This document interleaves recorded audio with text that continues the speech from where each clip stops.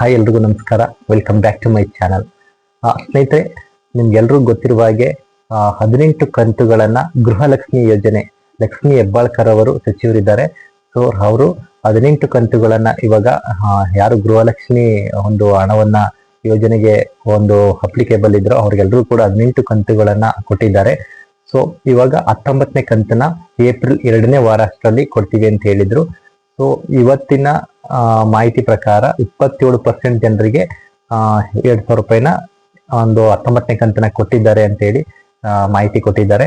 ಹಾಗೇನೆ ಕೆಲವೊಂದು ಜಿಲ್ಲೆಗಳಲ್ಲಿ ಕೆಲವೊಬ್ರು ಮಹಿಳೆಯರಿಗೆ ಬಂದಿದೆ, ಇನ್ನು ಕೂಡ ಪೆಂಡಿಂಗ್ ಇದೆ. ಅವ್ರಿಗೆ ನೆಕ್ಸ್ಟ್ 1 ವೀಕ್ ಅಷ್ಟರಲ್ಲೇನೆ ನಾವೆಲ್ಲರೂ ಕೂಡ ಕಂಪ್ಲೀಟ್ ಆಗಿ ಹಾಕೊಡ್ತೀವಿ ಅಂತ ಹೇಳಿ ಸಚಿವರು ಹೇಳಿದ್ದಾರೆ. ಸೊ 18ನೇ ಕಂತು ಕೂಡ ಕೆಲವೊಬ್ಬರಿಗೆ ಬಂದಿಲ್ಲ.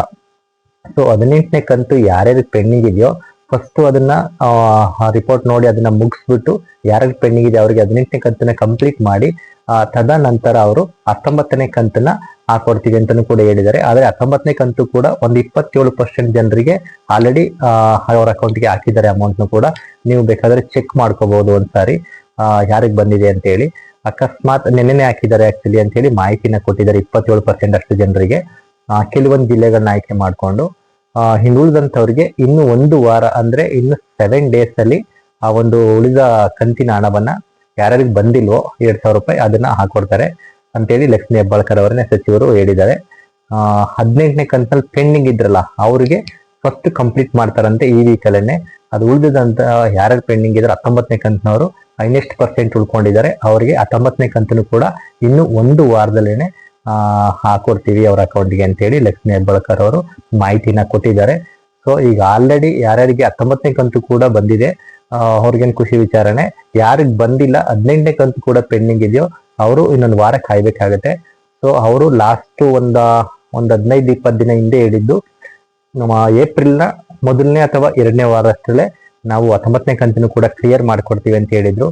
ಸೊ ಗೌರ್ಮೆಂಟ್ ಅಂದಮೇಲೆ ಸ್ವಲ್ಪ ಇಷ್ಟಿಷ್ಟು ಬಡ್ಜೆಟ್ ಇಷ್ಟಿಷ್ಟು ಅಮೌಂಟ್ ಅಂತ ಬೇಕಾಗುತ್ತೆ, ಅಲ್ಲೂ ಕೂಡ ಕೆಲವೊಂದು ಸಮಸ್ಯೆಗಳಿರುತ್ತೆ. ಸೊ ಅದನ್ನೆಲ್ಲನೂ ಕೂಡ ನಿಭಾಯಿಸ್ಕೊಂಡು ಅವರು ಇವಾಗ ಅಮೌಂಟ್ನ ಹಾಕ್ಬೇಕಾಗತ್ತೆ. 19ನೇ ಕಂತನ್ನು ಕೂಡ ಈಗ ಇನ್ನೊಂದು ವೀಕ್ ಅಷ್ಟರಲ್ಲೇ ಕಂಪ್ಲೀಟ್ ಮಾಡ್ಕೊಡ್ತೀವಿ ಅಂತ ಹೇಳಿ ಸಚಿವರೇ ಮಾಹಿತಿನ ಕೊಟ್ಟಿದ್ದಾರೆ. 19ನೇ ಕಂತು ಕೂಡ ನೀವು ರಿಸೀವ್ ಮಾಡ್ಕೋಬಹುದು.